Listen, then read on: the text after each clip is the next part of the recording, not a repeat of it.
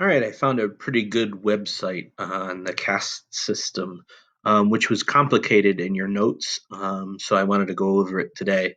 So here is a great website called mrdunn.org. He's a former teacher who then used a lot of good websites to create his own website for learners and for kids. So, just in general, the introduction mentions that the Aryans were the group of people that came in through the Khyber Pass and went into India. And once they got into India, they kind of created this system to organize society. And the system that organized society was known as the caste system. And since basically that time, about 3,500 years ago, that caste system has really been strict in how the society was organized. And this book called the Vedas, which is kind of sort of like the Hindu equivalent of the Bible, suggested what the social classes were and how strictly they should be listened to. So I'm going to read basically the parts on the systems itself. But here's something really important about the system itself. Once the Aryans settled down and began to grow their food instead of just being herdsmen, they developed this thing called the caste system. The caste system started with just 4 castes. In order of importance and power, these castes were priests, warriors, traders, and farmers, finally, with paid workers at the bottom.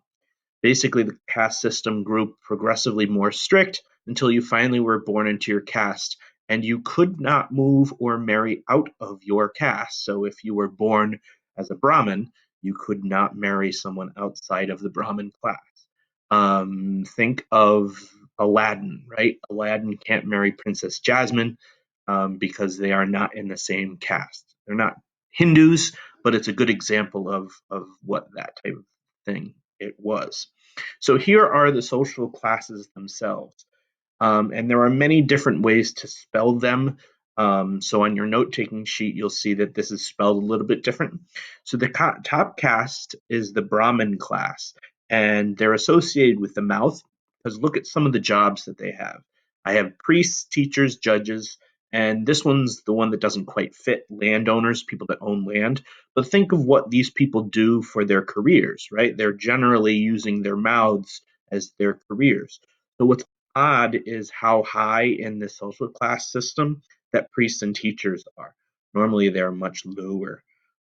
We have the Kshatriyas. The Kshatriyas are the warrior class, but also the leaders and the rulers class. So this is what normally goes first, right? So any decisions that are being made is coming out of here. Rulers of towns and cities mostly came from the Kshatriya class. A few rulers were Brahmins, but for the most part, your rulers and your warriors is the second level, where normally, think about China and Mesopotamia, the king is always on the top. In India, he's on the second level. But also think of the thought that they're called arms, and we have the right to bear arms. Well, what's that? Those generally tend to be weapons. So if you think that way, it kind of makes sense that the Kshatriyas are the arms of the society. The next group down here is called Vaisyas. Vaisyas are skilled farmers, merchants, and craftspeople. Some of them were in government, but basically they're the ones that feed and work with society. They either provide goods that are farmed goods, like food, or they make things that you can sell and trade. So they're kind of the working class group, but they're kind of the upper class working class group. They make a decent living. We would probably consider them to be middle class people. And then this last group is called the Shudras. Sometimes it's spelled with an H and sometimes it's not.